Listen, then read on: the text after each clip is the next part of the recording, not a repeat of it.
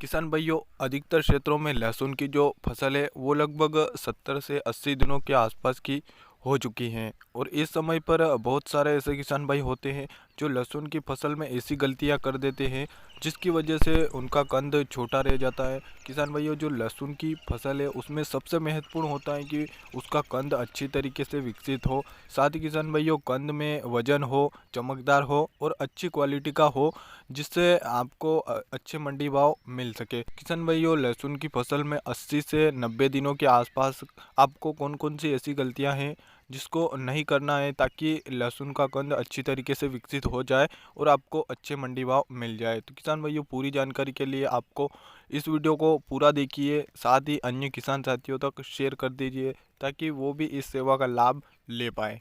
जैसा कि किसान भाइयों, साल के शुरुआत से ही लहसुन का काफ़ी अच्छा मार्केट देखने को मिला था और अभी तक काफ़ी अच्छा भाव देखने को अभी तक मिल रहा है। तो इस समय पर किसान भाइयों, जो लहसुन की फसल है वो लगभग 70 से 80 दिनों के आसपास की हो चुकी हैं। और इस समय पर आपको कौन कौन सी गलतियां नहीं करनी है। तो किसान भाइयों, सबसे पहले बात करते हैं कि सिंचाई के बारे में।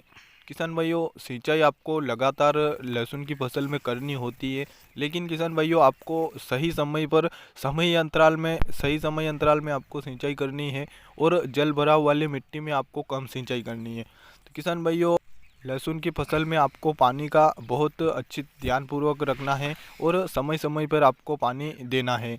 और किसान भाइयों, इसके अलावा किसान भाइयों, जो लहसुन की फसल है उसमें पीलापन देखने को मिलता रहता है। तो इसके लिए किसान भाइयों आपको किसी भी प्रकार के फंगिसाइड या फिर कीटनाशक का आप उपयोग कर सकते हैं, तो पीलापन दूर हो जाएगा। और किसान भाइयों, इसके अलावा बहुत सारे किसान भाई यूरिया का भी प्रयोग करते हैं, लेकिन किसान भाइयों आपको ध्यान रखना है कि लहसुन की जो फसल है वो लगभग 70 से 80 दिनों की जब हो जाती है तो उसमें आप यूरिया का उपयोग बहुत कम करें। क्योंकि किसान भाइयों, जो लहसुन की फसल में यदि आप यूरिया का प्रयोग कर रहे हैं तो यूरिया का प्रयोग नाइट्रोजन की पूर्ति के लिए होता है, पौधे की अच्छी बढ़वार के लिए होता है। लेकिन किसान भाइयों, लहसुन की फसल में 70 से 80 दिनों के आसपास छोटा मोटा कंद बनना स्टार्ट हो जाता है। इस समय पर आप यूरिया का उपयोग बिल्कुल भी ना करें।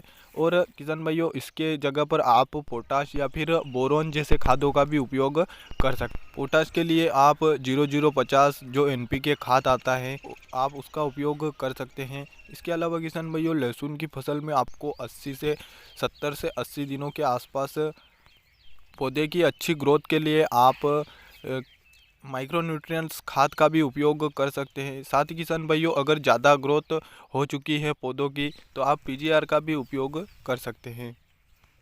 इसके अलावा किसान भाइयों, लहसुन की फसल में लहसुन के जो कंद है उसको चमकदार बनाने के लिए आप बोरोन का भी उपयोग कर सकते हैं। लेकिन किसान भाइयों, जो बोरोन 0050 खाद, ऐसे खादों का उपयोग आपको लास्ट की स्टेज में करना चाहिए।